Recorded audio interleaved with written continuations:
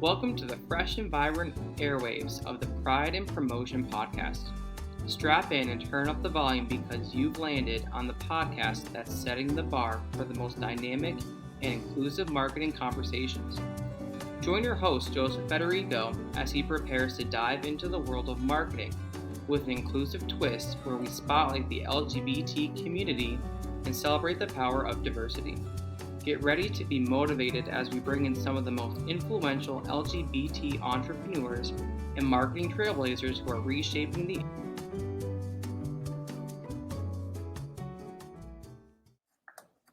Hey everybody, I am Joe Federico. Welcome to another episode of the Pride and Promotion podcast. This evening we have Ed Salvato, and he is a special guest. He is, a beacon in the community. Ed, thank you so much for joining today. How are you? I am great. Thank you for having me. It's a real privilege. I appreciate being here. My pleasure. It's a privilege having you here. I haven't seen you since the New York Travel and Adventure show in January. I feel like that was a lifetime ago. That was a whirlwind weekend. Yeah. We're still recovering from that, to be honest, but it was fabulous. So Great. Thanks for having us for that. You're welcome.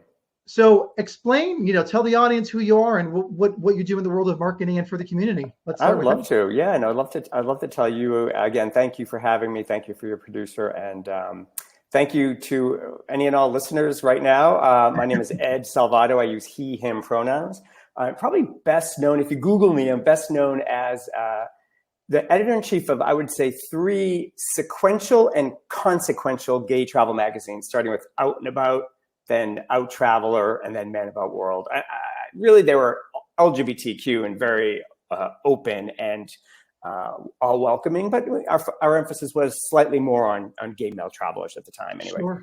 So, and I still am a travel journalist. I still do a lot of writing for LGBTQ publications, which I love. It's my passion. But for the past, say, 10 years, I've run on my own, once with a partner, now on my own, an LGBTQ marketing consulting firm. So this is a small, obviously it's a solopreneur, small agency, but I help our travel, hospitality, tourism clients authentically engage with LGBTQ travelers and guests. So really on a variety of different levels. It could be strategy, it could be tactical. And there's a piece that my business partner and I launched just around 10 years ago pertaining to hospitality. So rather to hospitality training. Sure. So we found that with our clients, this invitation went out, hey, come to our destination, come to our hotel, come to our restaurant. But when the LGBTQ travelers got there, there was a little bit of a disconnect. The hospitality providers weren't quite on the same page as the marketing people. So it was sort of like you get this promise of a great welcoming vacation, then it's a little bit of like, oh, 2 people checking into 1 bed. What? I don't get it. There must be a mistake. These little. What are you doing? these mistakes that went from little to quite large and significant. Not good, right? So the LGBTQ sensitivity training was a very important piece. That was the other end of that. So we launched that, and you see that out there more and more. But that's something I'm well known for as well. So the other big piece of what I do on a day-to-day basis, I was appointed to the faculty of NYU, the Tisch Center of Hospitality, which focuses on hospitality, obviously, but also travel and tourism. So I teach travel and tourism. I teach marketing classes, policy classes, creative tourism, community-based tourism. I also created and launched, and now teach a special course that we're trying to get accredited. So it'll be a real live course offered, hopefully forever, whatever, at NYU on diversity, equity, and inclusion in hospitality and tourism. Amazing. So it's brand new, and it focuses not only on LGBTQ, but on other underserved segments, we'll say. Black travelers, Asian travelers, travelers with disabilities. We've covered so many different fun topics in the 3 times I've done it. Right. And we continue to evolve. And that is awesome. I'm not an expert in all those, although I'm becoming quite knowledgeable what I do is you have to, right? But I have guest speakers come in. And so I'm platforming these underserved segments, and they're talking to our students, and our students are just absorbing this. And it's really something. So those are sort of the big buckets of what I do. Well, you certainly do a lot. You hold many hats, all the fabulous hats, all the colors of the rainbow. Yeah. Going past 10 years ago, right? We're going to get right into this. How did you fall into this, excursion, first of all, but how did you market your classes? How did you market the magazines over 10 years ago? There wasn't a lot of social media. No, yeah, there was no social media. Well, say 20 years ago when we started. So let's start with 20 years ago. Let's start with that. We'll go back up. So I was in a field. I had gone to, I did my undergraduate work at Harvard in math, applied math, believe it or not. And then a few years, I lived in France for 5 years, came back and went to business school. And I majored in market research. So then I was in market research for a number of years, and I loved it. I didn't love it. They loved me. I kept rising up the ladder, but I just didn't love it. I wasn't passionate about it. So I met a guy at a party who had a magazine. Anyway, I ended up writing for this person as a correspondent. It was crazy, right? How these things were. Way back when I was a young child, I remember thinking I wanted to be an astronaut. So there's always this idea of like traveling far away, maybe partially because I'm gay. I think we have that gene of maybe there's someone like me outside of this heterosexual unit that I'm stuck with. I'm calling that you want to just escape beauty and escapism and go from there. Who knows? Find others like myself, right? Yeah. And so anyway, then moving forward, I started writing for this guy, and they sent me on a couple of trips.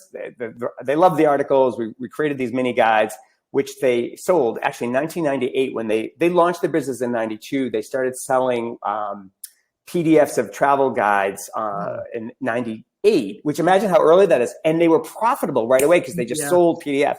So I wrote a couple of their travel guides. They loved it. They were growing. The internet boom was happening. So Planet Out wanted to acquire the travel assets. So they hired me as an editor. And then I just kind of got into it. Planet Out merged with gay.com. It grew and grew, and then it raised $30 million and bought Out Traveler, Advocate Out. So I was in charge of all the travel content from like 2009 when after the Great Recession, that was that. But so I calculate that probably at the time I was in charge of like 75% of all the gay travel content that existed.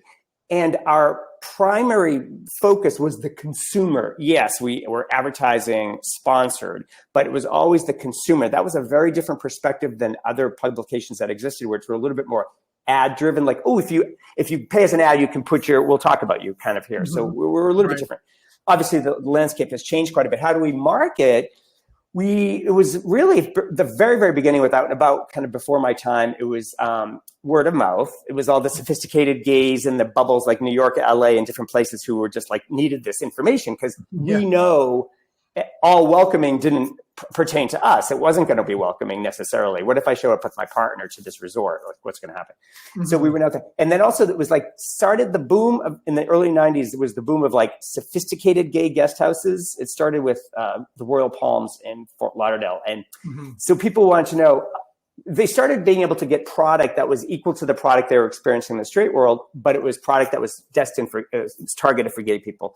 So they were to advertise with us. We would, of course, write about them because we're like, hey, this is awesome. You got to check it out. Word of mouth was huge. And then, we didn't have money to advertise per se. So, but what we started to do was buy lists. So we bought the HRC list, the GLAAD media list, all those sophisticated rich gays and some lesbians. And we bought those lists and they were very good lists. It was hard to find where gay people were because they weren't advertising themselves. Like, hey, we're over here, right? And so when we got out to Planet Out, it was a whole different ball game. So it was no more subscription based where people would pay $50 a month. Imagine $50 a month from 1998 to 2003, 2004. Wow. That's a lot of money. Think about it in today's dollars, right? And so the Planet Out was sort of took the content and posted it all over their site. So that was ad driven. So the sales team sold the advertisements for that. So there was a more traditional internet marketing. And then I launched their first couple of social media sites, like Out Travelers first, Twitter handle, and eventually Facebook and Instagram. Excuse me. So we started doing a little bit of digital stuff, and then we kind of left that behind. And then when I was editor, Billy and I launched Man About World in 2012, I think it was. That was the first native-born app magazine, like app-based magazine for gay people, I think, or certainly for gay men, in the App Store. So we would charge for the app and then charge a subscription. Rather, the app was free, and then there was a subscription fee for that. So we went back to that subscription model. Yeah. And that was also word of mouth. So we of course sent mailings to everyone that used to be a subscriber to Out and About. And we kind of like got really good. And then we were lucky because I had a friend who was a friend of this guy who ran the App Store, and he loved us. So he highlighted us in their, so we got a huge numbers of subscribers based on that ranking just in the App Store. Now the App Store is a bit of a Wild West, right? It's hard to get attention in the App Store. Unfortunately. Yeah. So anyway, and then now it's no longer My World, but Out Traveler. They do a pretty good job, I think, of posting. And Advocate does a good job of posting a lot of their content on Advocate and Out, because most people just get their news from their, just their phone swiping, right? It's like, it's all so different right now. Glad it's not my problem. Yeah. Well, it's my problem now. Well, you're an expert. You're an expert. Fine. That's what I do. It's fine. Exactly. So it's funny hearing this, the evolution of how you got the word out. There was no Facebook. There was, nothing. Word of mouth. Yeah. Word of mouth. Who would have thought that the guerrilla marketing tactics would have worked? And they did. And they got us to where we are now with utilizing all these social media platforms. It's interesting, isn't it? Yeah, it's now that you're getting me to think about the arc, and that was over 20 years. 20 years is a long time until you're at the other end of 20 years, and it's like, oh, it went out like that. But we had a very sophisticated. I'm not trying to paint this picture as like the most elite. It wasn't really, and we had a lot of elite, sophisticated. But I think our bread and butter, the segment that was really the most important for us, I call them fondly Chuck and Bob. It's not so much really Anton and Marcus with their penthouse in New York. It's Chuck and Bob. One gentleman is superintendent of schools. The other guy he's in insurance. They live in the suburbs. They have a home. They might even have a kid from a previous heterosexual union. They might have to deal with the school systems in the suburbs and driving. And so that's Chuck and Bob. And their life is mostly kind of amongst their straight peers and colleagues and friends. So they want to just do something gay once or twice a year, 1 or 2 weeks of vacation. So that's where Out and About came in. We were a lifeline. And, it was very important, and we were dependable and high quality. It wasn't like now you can go on and look at this content creator influencer, and there's some great ones, but a lot of them are just like my selfie of me having breakfast in this. Well, does that make it gay friendly? I don't know. I won't cut it anymore, but that's a different part of the conversation. It really is, yeah. And anyway, so we showed up at everything. We spoke at a lot of conferences, which I still do now. We showed up at these travel shows. We showed up at all these places. We had booths. If we could enter into a media agreement with the travel show, like way back, and say almost 17 years ago, when New York Times Travel Show reached out to us. They're like, hey, what's this thing called gay travel? So we started partnering with them, and we just showed up at all these things, all the consumer facing things. So consumers were like, what? There's a gay travel magazine, right? Wow. So we really built it, as you use the term guerrilla marketing, I guess, face to face, showing up, stickers, flyers, PDFs. Exactly. It never worked. Yeah. All that stuff worked. And the web was our friend. I mean, the web, had a lot of crappy stuff, but it was also, ours was very high quality. It was bells and whistles. This is high quality content. Pay us $5, pay us 10, pay us 15, download this guide. It's fresh. It's from either our personal experience or of our trusted network of writers. So that was my kind of, I'm the writer editor guy. So I was very focused on the quality of that. And because it's a sacred duty where if you are Chuck and Bob from Ohio and you're going to go to Romania and you want to be safe, that's a sacred duty. I wasn't going to just, go to this resort. It's going to be great because they advertise. No. So it all came down to the quality of the content and just getting people to understand that we existed, which was challenging. But you know what? It mirrors what's happening today in the landscape that is digital. It's also very difficult to assure that your content is quality in marketing your business now. Right. And that's always, at least for somebody like me and my business and my team, and I'm sure with you getting the word out about an event or the travel show, how do you quality control your content? And I'm actually going to ask, how do you quality control your content? With like a New York travel adventure show. So by content, you mean the people we have on the stage or the fellow partners? Both. From the back end, right? All the performers, all the vendors, but also from a social media standpoint, what's your main concern at that point? Yeah, I mean, people say you come to the travel and adventure show. There are, I believe, 9 travel and adventure shows around the country. Mm-hmm. Last year, we partnered with them. I partnered with them to co-create an LGBTQ pavilion in 3, Chicago, mm-hmm. Washington, D.C., and New York. Mm-hmm. And they went pretty well, really in New York. They went very well. I was part of the New York one, and they were fabulous. Thank you. Yeah, they were so much fun. Oh my gosh. And so it's very important for us to have the right partners. And, there's not like an active list of like vetting questions, but I work really closely with the partners. All the partners have very well defined and refined LGBTQ marketing efforts. I've known them for years. They've known me for years for the most part. Sure. Even someone like yourself, who I didn't know, now I do, fortunately.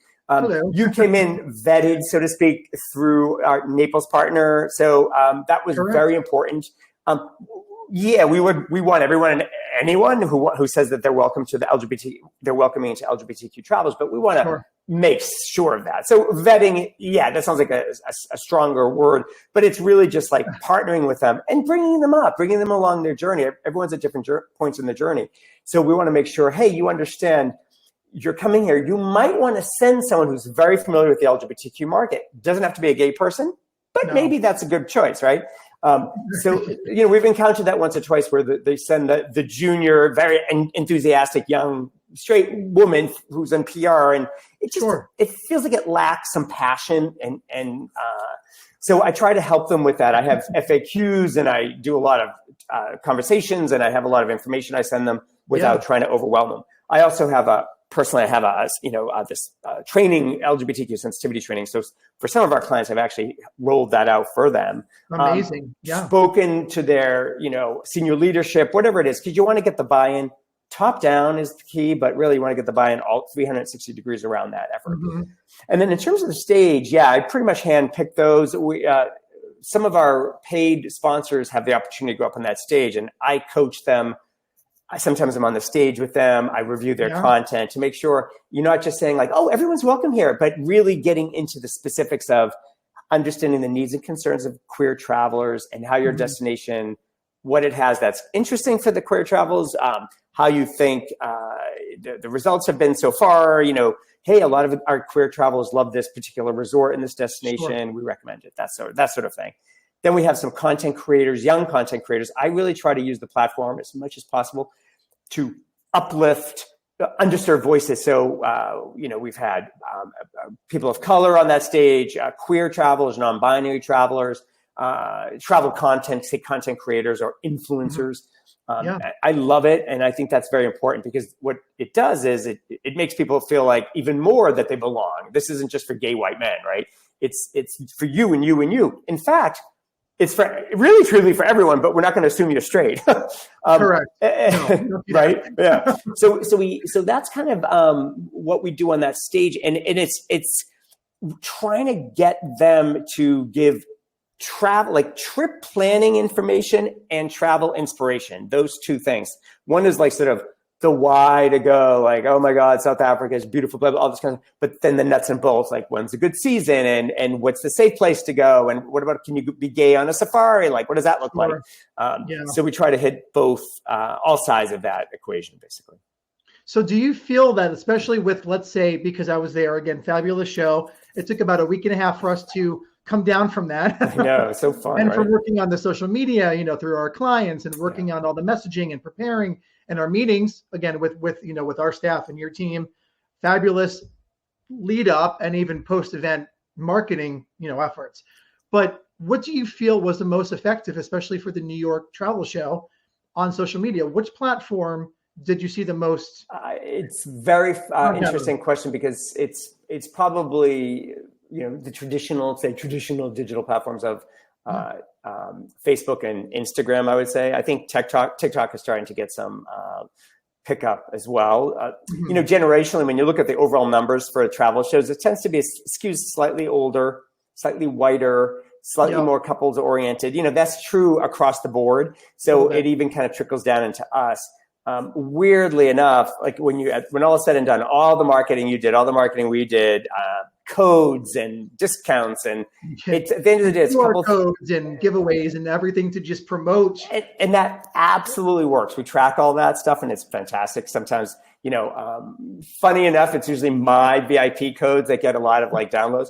But Sure. Everyone knows, they associate me with that. I do a lot of my own posting, but it's just the weather and people just looking up when they arrive there, the queer people, and looking and seeing a rainbow flag in our space. It's like, all the marketing you do is critical. It comes down to really feeling comfortable, both in a digital landscape, but also in person. When you're there. Yeah. May I be myself? Am I allowed to be as queer as I want? Who am I going to connect with on, especially social media? That may follow. Exactly. It's interesting. That's exactly why I have the younger queer content creators, especially the women of color, because there's a lot of lesbian travels out there. They're not as, the gay men are sort of like, hi, I'm gay. I want my cocktails and my upgrades. Whereas lesbians tend not to do that so much. They kind of come in and they're a little bit more stealth. So when we have our women content creators, influencers posting about it, it's a permission structure, I think. We also get a lot of young, more and more transgender queer people. And because I think we're intentionally creating a safe space for them through representation. And that really works, representation, whether it's on your website and your social pages or on the stage. The other big one is it's not only queer people we're trying to go reach out to, but we try in the right channels to reach out to LGBTQ people. Oh, another piece I'll say is we do have media partnerships. We used to do it with Man About World, but Man About World doesn't exist anymore. Sure. But we have done it with a couple of publications, and they're supposed to send out social posts and all sorts of stuff to draw visitors. We have mixed results with that, to be honest with you, but it's hard. I mean, like I said, it really, at the end of the day, you can see an ad a million times that you just might not even remember, and you show up at the New York Times, the Travel and Adventure Show, you look up, you see a rainbow flag. Oh yeah, that's right, there's that gay thing. So it's just, how advertising, you need it, but it's hard to pin down exactly like what thing. It's hit or miss. Yeah. What thing leads to the sale, right? So, but the other big piece of this segment that's really important and growing is the friends and family, or the ally. An ally is someone who supports a segment, who's not necessarily in the segment, who doesn't identify as being part of the segment. So P-flag moms, parents and friends of lesbian and gays. The P-flag moms are the OG, they were amazing allies. In person too. They have a lot of energy, those moms. They're awesome. They're awesome. They really do. I love them so much. And man, they were there before it was cool, right? So we get. I remember this past time we had this patrician-looking lovely woman with her pearls, and she comes up and she says, "My husband and I would like to buy a safari for our son and his husband, and we want to make sure they will be safe." And I was like, yes, you've come to the right place. So this is it. I mean, we're not just simply trying to target the gay market. We're trying to create inclusive, welcoming space where no one's assumed to be anything. We talk to them, we try to find out what their needs and concerns are. But for a parent to come up, and then the other one that was fascinating to me was a man, very handsome, where I was like, oh, he's hot. And, comes up to me and he's like, yeah, looking for my wife and I. I'm like, damn. He goes, my wife and I are looking for a place to go next year with our daughter who's transgender. Ooh. She's 10, but we think in next year she'll start going through puberty. So she might stand out a bit. So we want to make sure we're going to go someplace. And I was like dying on the inside, like, wow, supportive dad, right? Imagine this. We need more of that, Ed. Seriously. So for us that was the biggest win. Those are the biggest wins for me. For us to think about, wow, we're, helping people like this. We're helping create like a safety paradigm and a permission structure and a truly welcoming space, that someone's like, oh, well, I'd have to segregate yourselves off. I'm like, no, you've missed the point 100%. Like if my I test every booth out there. Everyone's surely friendly, right? But I went up to this one booth and I was like, hey, I was thinking about coming to Fiji. Is it safe? And like, of course it's safe. I was like, well, would my partner and I be welcome? Oh my gosh, you're going to have such a blast. I said, my partner's a man. I said, just to be super clear. And then that kind of like shrinking back. Oh yeah. Oh, everyone's welcome. And I just like, I don't trust this. I don't know. But if you come into our pavilion, this is the safe space, right? You know that you're walking into that because you've seen it exactly on the website, you've seen it through social media, and then you're experiencing it in real time. And the experience, as you're saying it, it's exactly, okay, you can believe social media to a certain, you can believe paid ads, and then when you see it in person, it all comes together in your head like, I got it. This is important, and this is interesting. Rainbow light bulb goes off in your head. And it's bright as heck, right? And you're like, oh, I am okay. I am in the right place, either as a vendor or as a PFLAG mom, whoever you may be. So let's talk about newsletters, because we haven't really got to the show, but just so you know, and I think I told you this in person with my associate Paul, who was the first guest on the show, by the way. Yes, Paul's awesome. This is, all inclusive here. We're all family, but because of his newsletters with Parkway Motel Marina and Havana Cafe, which we run on social, guys, check them out. They're in the Everglades. But people actually came to the booth specifically, not from like New Jersey and New York, from like California, or even from other states that are on the other end of the country, because of the newsletters. Oh, wow. So, yep. And they purposely came up to us as if, who the heck we were, right? Just running a booth, sweating, trying to still look good and smell good and talk our brains out, right? But in your opinion or your experience in running shows, for instance, how well do newsletters work in preparing for a show and actually then coming off a show? Yeah, I love it. That's a great question. Let's start with that. I think the newsletter is a tool that is undervalued and I believe has strength, shocking strength almost to a certain extent. Really does. I think that, newsletters are new, right? I remember there were fax-based newsletters in the late 90s that subscribers paid a lot of money to receive because they had specific information tailored to them, believe it or not. So there was this kind of proto-internet, I would call that.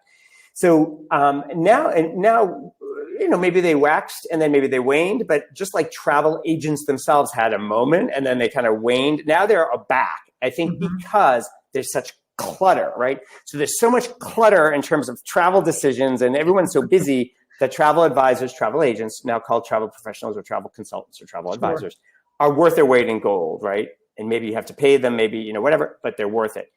Similarly, there's just such a plethora. When I was first, in the 2002, 2003, 2004, when I was programming myself, planetout.com/travel and gay.com/travel, there weren't that many sites to get travel information. Now there's just endless. And so it's clutter. So a newsletter, when you're subscribing to a newsletter through a trusted resource that you have some loyalty to, therefore trust, maybe you've been there and it's awesome and you receive this newsletter, that is like a friend, a recommendation, word of mouth. Word of mouth is still probably the most important marketing It always will be. It always will be because it's trusted. But that rolls out across social too. So if I see that someone in my circle likes something on Facebook and Facebook feeds that to me, it's like, Joseph liked this. I was like, then I'll give it a second look. I'll just like it sympathetically perhaps, but it's important. And the e-newsletter or the newsletter, whatever you want to call it, comes to you. It kind of feels personal because you're the only one reading it, even though of course it's, sent out to a lot of people. Yeah. It can be personalized. Certainly will at least have your name on it. And it is a way to cut through the clutter. And so I think they're awesome. I really do like, it has to be well written though. It has to be well written. Yes. Yeah. Short, concise, but you made a great point. It has to seem like it's tailored to the reader. I think so. But it won't take your first newsletter. It'll take a few months or years worth of newsletters to get through. Yeah. In order to cater to your audience. Is that correct? Do you feel I think so. I think so. You have to, I think, go with a trusted source like yourself or trusted partner. Don't rely so much on AI. I think AI can help you with some things like maybe themes and stuff like, give me 52 themes, and that's interesting. Maybe write the first draft, but then or prompts, tailor it, right? Tailor it with prompt. Yeah. Make sure it's giving you the prompts that you programmed in. That makes sense.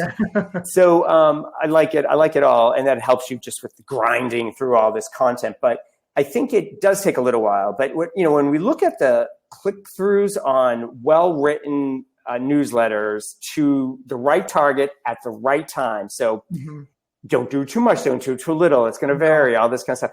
But the click-through rates are just really high. We had amazing click-through on Man About World. We weren't really monetizing that, except it was a platform for our advertisers, but we had really good, because it was coming from Ed and Billy, they trusted us, and then they would click on it. And so that we took that solemnly, so we make sure it was well written, but that it was pertinent. It wasn't a waste of their time, and it was fun and funny.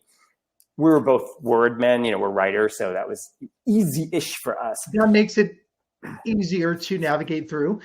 yeah. I mean, you don't burden your readers, but I'll tell you, currently, just separately but related, I just get so overwhelmed with the news, especially the bad news, that I've sought out. Now I receive 3 or 4 really good political oriented e-newsletters that are just sober and well researched and statistically based, and not fluff, and not hyperactive, and not trying to get you to click on the bleed. If it bleeds, it leads kind of thing. And I feel like I'm a more sane person. So I love my newsletter.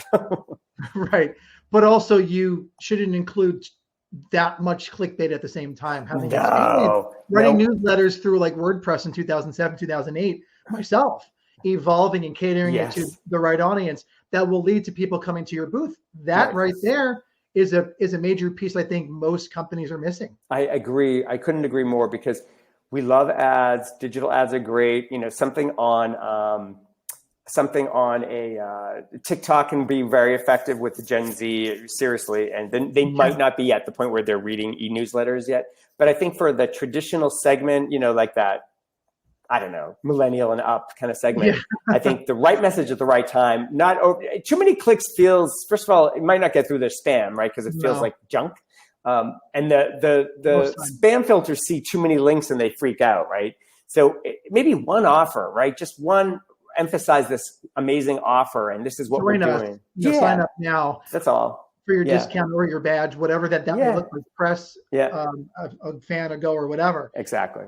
I want to hit, because I'm really intrigued in this, because I'm a child of the internet, and I was looking over Instagram the other day, and I'm like, we really, my generation really was brought up with the internet, right? Yeah. So going back, let's say, one of your first platforms you had mentioned a few minutes ago, with the word out about your travel and your business and whoever you worked with, was Twitter. Now it's called X.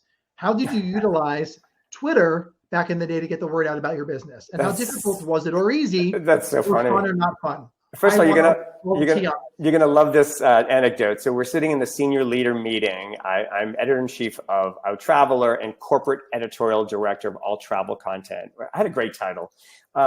Gay.com travel, advocate.com travel, Out Travel a little bit, Planet Out, Out and About, outtravel.com. And so I launched Out Traveler in Twitter, right? And I said to the team, I got y'all familiar with Twitter. I got the handle for Out Traveler, so it's ours. And the head of that, I want to say her name, but that'd be rude. But Beth, I will just say, sure, she's like, she goes, what's that? And she's a great person, but just was like, it's like she was so like ye old fashioned. She goes, and we were at planetout.com, mind you, the first publicly traded LGBTQ company under the ticker LGBT. We launched right here. I'm in New York at NASDAQ, right down the street. Imagine that. And she's in this internet company. She says, what's that? Something for birds? And I said, it's the future. Like, I really was like, the future. Yeah, I was like, and you're my boss? Like, how is that not reversed? Like, right? So that's sweet though, Ed. I mean, like nobody really knew what the hell that was back then. No, it was too much laughing. I thought, I just like, stop laughing. I really was like, don't laugh. This is dumb. Like, I said, this is the future. Yeah. I've seen it. I was in a print publication. I'm now digital, and that's only 5 years. I've only been in the business for 5 years. I see the future, right? I really was like flummoxed by that. So it wasn't a huge tool, because obviously there wasn't a lot of support for but I was on there all the time. I had a page in our front page. When you open the magazine, it was sort of not the back cover, because we used that for ads, but it was like after the editor's letter, we had the next page. It was, check us out online. So we try to get our readers to go check us out. Here we are on Facebook. Here we are. And then on Twitter, we were just doing the reverse, like check out our latest issue. Here's the headline. So we parsed, we took all the content and just did quick little hits, right? We had an article from Out Traveler on planetout.com or outtraveler.com. We had Twitter was a link to that article, and every article had click here to subscribe to Out and About, Out Traveler. Click here to subscribe to Out Traveler. I don't have the metrics to give you here, but I think it worked. I think it worked. I would love to quite well. See those metrics somehow and go back in time. They destroyed everything. Like I had 2,000 articles that I wrote or edited. 2,000 articles that were archived. You can go on Planet Out and find my take on Atlantic City, on Philippines, on all gone. They just wiped, delete. Yeah. That's why print, I'm a digital guy, but print, they can't go into my house and throw my magazines away. I'll always have those magazines. I got my start as well in print, and I will always, forever, even with my manuscripts and books, everything's handwritten first. Wow. I don't care. But I am, of course, a marketer in the digital landscape as well. So you have to be to survive and thrive. Yeah, right on. Yeah, I mean, you're like you said, you grew up with the internet. I did to a certain extent.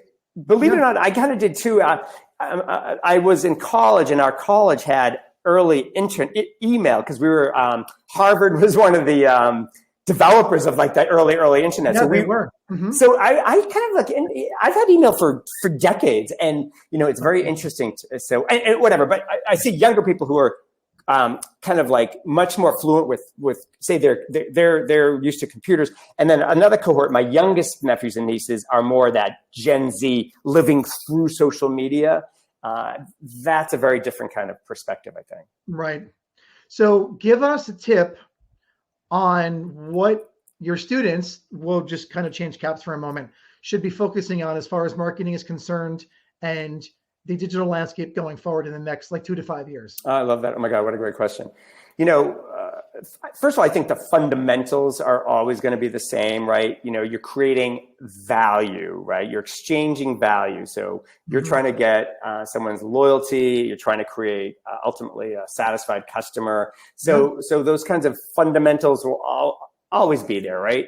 Especially with highly involved, complex products that like we sell, like travel, believe it or not, it's complex. I mean, buying an airline ticket is not complex, except when you start getting into the research of it. It's like, I just bought a ticket today, and it's crazy the things you have to think about, like what time to get it to the airport, blah, blah.